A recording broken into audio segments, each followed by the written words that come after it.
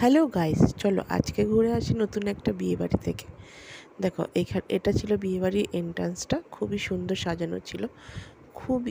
খুব বলতে খুবই সুন্দর ছিল এন্ট্রান্সটা সাজানো, ফ্লাওয়ার ডেকোরেশন ছিল।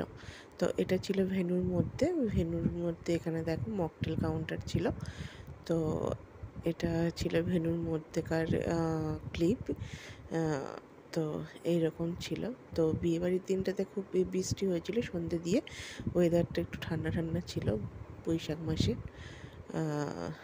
তো এখানে ছিল তোমার স্টার্টার কাউন্টারগুলো, বিভিন্ন রকম স্টার্টার ছিল। তো দেখো গেটটা এত সুন্দরই সাজিয়েছিল, যেখানে তোমাদের সাথে নতুন করে আরেকবার ক্লিপ নিলাম ভালো করে দেখানোর জন্য। তো এই দেখো কত সুন্দরভাবে সাজানো হয়েছিল, খুবই সুন্দর। তো এটা ছিল পিকুর বিয়ে। পিকু আমার হতে তো বোন হয়। তো এই ছিল ওর ওভারঅল লুক, খুবই সুন্দর, খুবই সুন্দর লাগছিল ওকে বিয়ের দিন, খুব মিষ্টি লাগছিল। আর এই ছিল ওর উড বি হাজব্যান্ড। তো দেখো ওদের বিয়ে হচ্ছিল, তো বিয়ে কমপ্লিট হয়ে গেছিলো, এখানে সিঁদুরদান হয়ে গেছিলো। তারপরে চলে আসি আজকের মেন আকর্ষণ, খাওয়া দাওয়ার দিকে। তো খাওয়া দাওয়ার মধ্যে এখানে ছিল প্রথমেই ছিল মশলা কুলচা আর পনির। বিশেষভাবে বলা বাহুল্য, বিয়েবাড়িটা আমি অ্যাটেন্ড করিনি, আমার শারীরিক অসুস্থতার জন্য আমার হাজব্যান্ডই ভিডিওটা করে এনেছিল তোমাদের সাথে শেয়ার করার জন্য। তো এখানে আমার হাজব্যান্ডই ছিল ক্যামেরার পিছনে।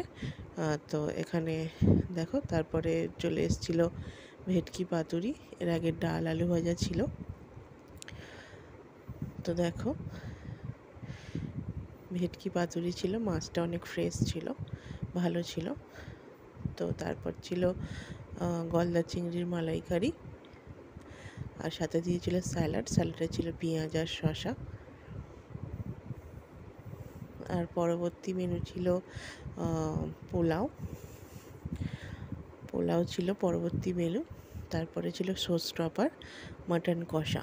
মাটনটা দেখো খুবই নরম ছিল, সফট ছিল, হাতে দিলেই গলে যাচ্ছিল, এইরকম মাটনের বয়েলটা হয়েছিল, খুবই সুন্দর।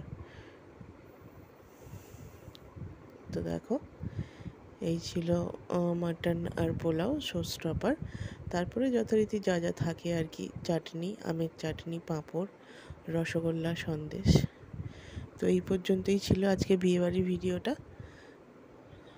পরবর্তী ভিডিওতে আবার দেখা হবে, সাথে থেকো।